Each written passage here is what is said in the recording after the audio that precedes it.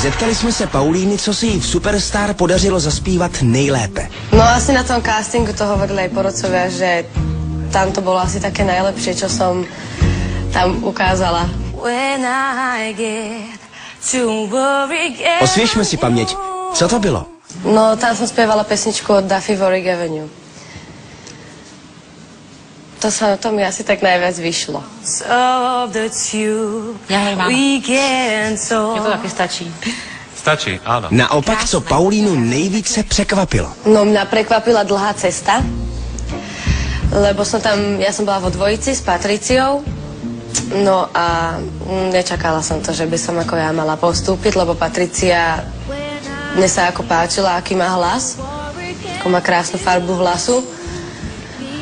A bolo to také príjemné prekvapenie, keď povedali, že postupujem ja.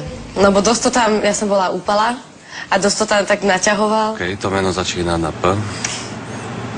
Paulína Patricia. Druhé písmeno je A. A tretie je U, Paulína. Gratulujem. Keď mi povedal, že postupujem, tak ja som to vlastne aj tak moc nevnímala, lebo išla som úplne posledná, to bolo o 4 alebo o 5, tak nejako. A úplne, ja som si ani neuvedomila, že som postúpila. Ja som to tam ani nedávala nejako moc najavo, ale tešilo ma to. Ale už som ani nemala síl, proste, ja neviem, kričať alebo také niečo od radosti. I need you, baby, if it's quite alright. Ještě nějaký silný zážitek ze Superstar? Nic ma nenapadne. Upela teraz takú tumu.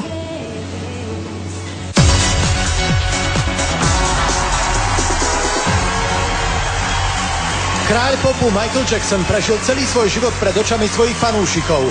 Viac ako 40 ročia produkoval hudbu, spieval a zaplňal stránky časopisov. Skladbu Black or White o rasovej tolerancii si od svojho idolu Michaela Jacksona vybrala finalistka Paulína Ištvancová.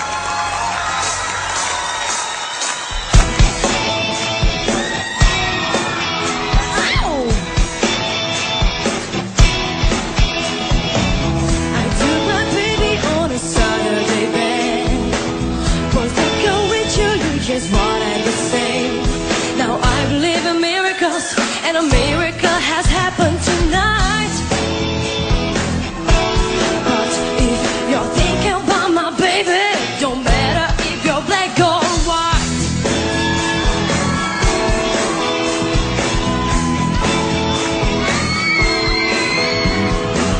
They bring my message in the Saturday sun. I had to tell them I am second to none. And I told you about the quality, and it's true, either you're wrong or you're right, yeah. But if you're thinking about my baby, it don't matter if you're black or white. I'm tired of this devil, I'm tired of this stuff, I'm tired of this business. Wow, when it goes gets rough, I'm scared your brother, I'm scared no shit, I'm scared nobody. When you come get me, don't tell you agree with me. When I saw you kicking dirt in my eye, yeah. But if you're thinking about my baby, it don't matter if you're black or white. But if you're thinking about my baby, it don't matter if you're black or white. I said, you're thinking about my brother, it don't matter if you're black or white. It's white, it's so for you to get by. It's black, it's white. Woo! That's it.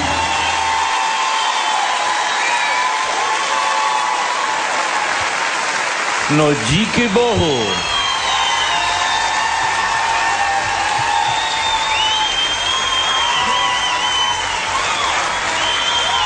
Díky bohu, že to tady někdo rozsvítil, že konečně přišel někdo, kdo začal zpívat. Já jsem měl pocit, když si přišla, že to není Michael Jackson, ale nějaký pořádný chlap teda.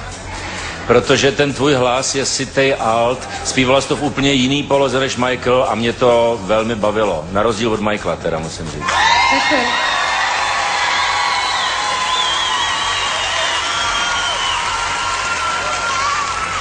Paulína, pre mňa dneska rozhodne najlepšie vystúpenie na tomto javisku. Wow.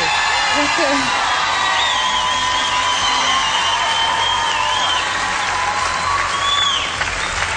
Veliký jeviště a hodně lidí tě svědčí.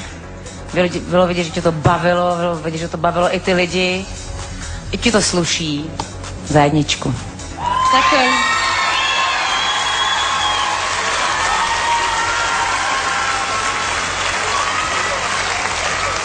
Pre mňa aj s Benom zatiaľ najlepšie vystúpenie tohto večera, ale ešte nie sme snad na konci.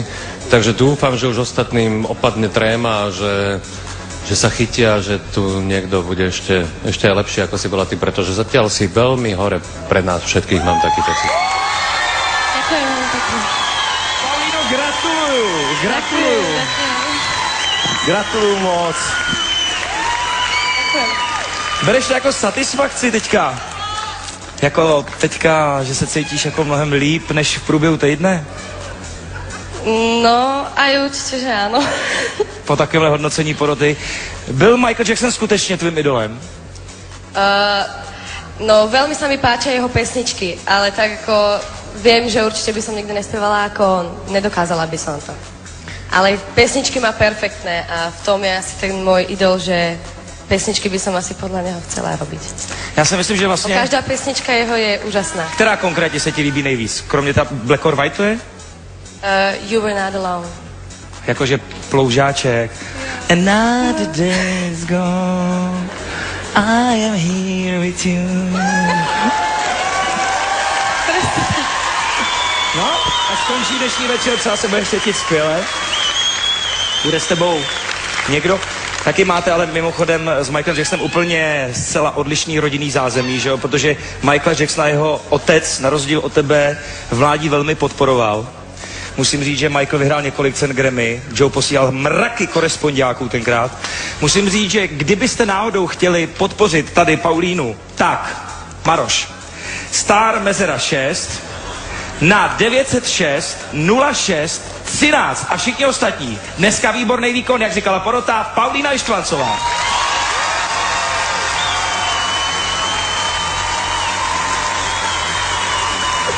Paulína mi teďka říká, jestli si můžeme vzít toho ledního medvěda. Ano, pojďme si teďka zahrát na Greenpeace. Taháme zpátky ledního medvěda. A my se podíváme na Thomase Puskylera.